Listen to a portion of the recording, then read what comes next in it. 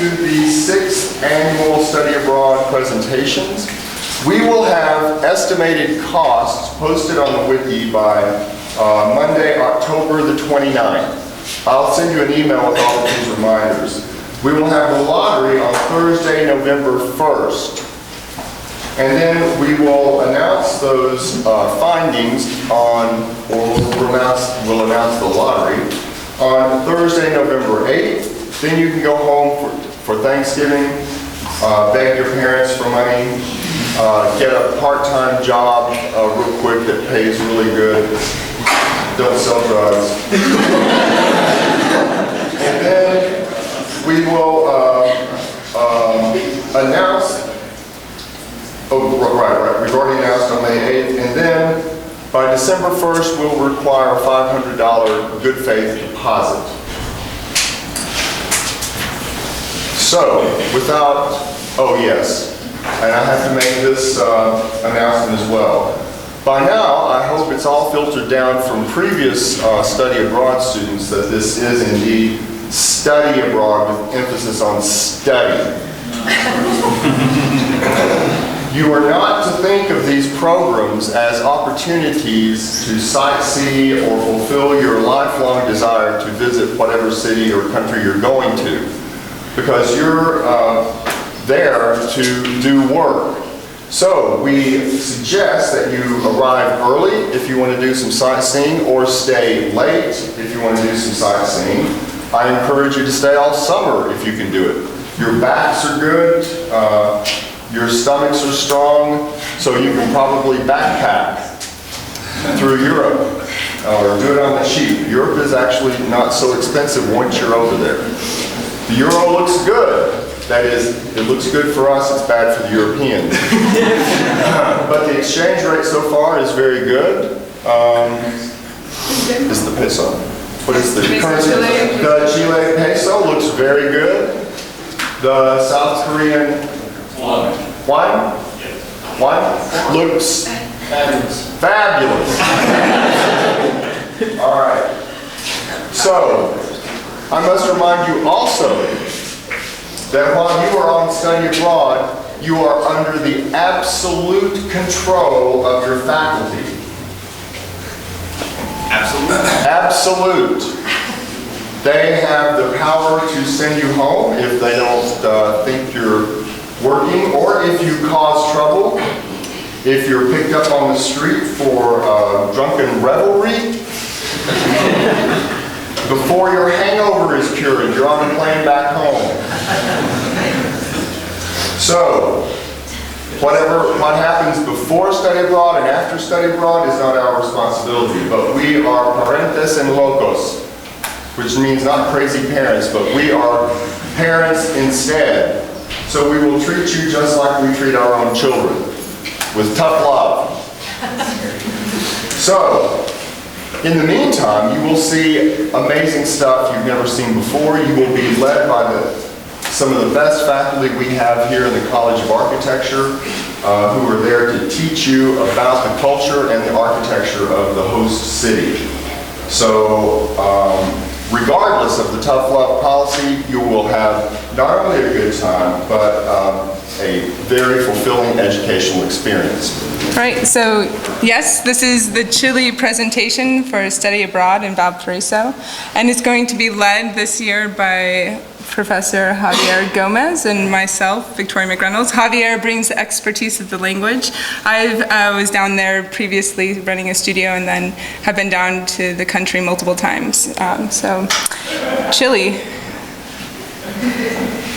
Well, we start with the region and the relationship of Chile down in South America, and the relationship of the different architecture that parallels with architecture in North America, in Northern Hemisphere. You have publications that are looking to South America, and South America, Chilean publications that are reaching back north. So this country is long, linear stretches, and you have the condition of Valparaiso is amongst the hills. Santiago is in the center, and Valparaiso along the coastline. This is really a city of the hills and a folded relationship of the country. Excuse me, Javier. So we have, in looking in the port out to the landscape, and the landscape back out to the port. And here you can see the different valleys, and what you end up with are neighborhoods and the valleys that start to separate and identify neighborhoods. The plaza ends up becoming a central location of people that spill out to the city, and here you have the accommodation of where we will be staying. You have a studio space, a fantastic double height next to an atrium, and room to both work collectively and then individually. You also have the gallery space, which you'll be exhibiting at the end of the seminar, and the living quarters. So Plaza La Matriz, the church, anchors that plaza. And then we move to Santiago, where plazas shift in scale, and then we're starting to look at contemporary architecture. And this is a relationship of materiality, of light, and also of attention to construction and different detail types. Project completed recently within the last few years.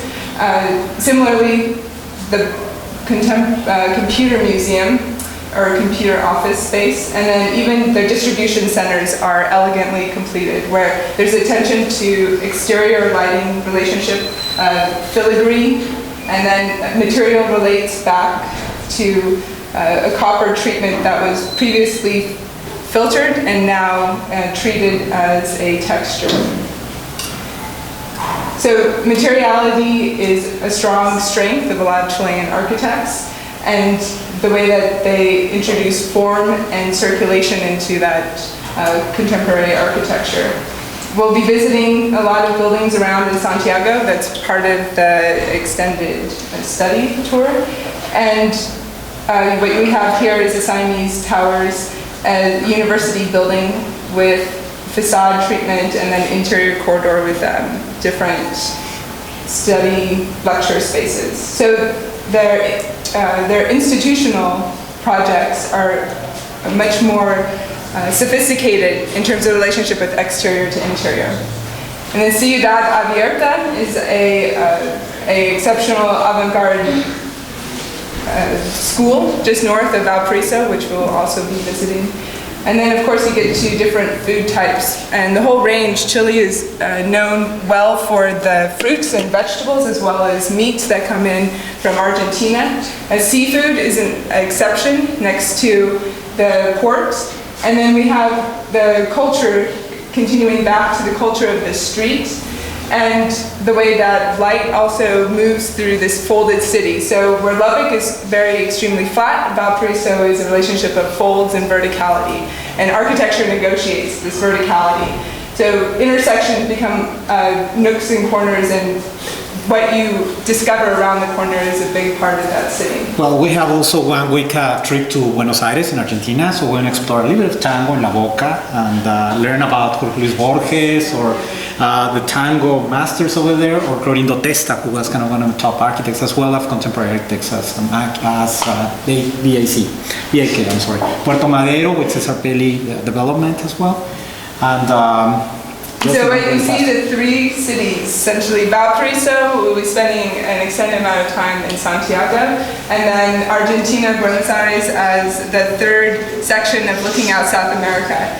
We have a website up that you can visit with links to different references. Also, currently there's an estimate, a really general estimate about the cost of the trip, and that will be refined. So what you see, the studio itself will run from May 29th through July 10th, and then the Buenos Aires will be July 11th through the 17th. Just as a reminder, guys, I think you may have many opportunities to go to Europe as well, but not that many to go to the Southern Hemisphere. So look at it as a good opportunity for you to explore kind of new environments.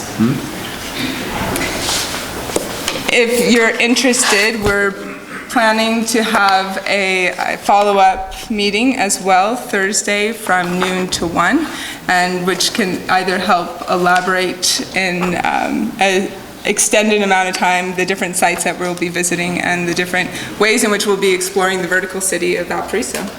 Thank you.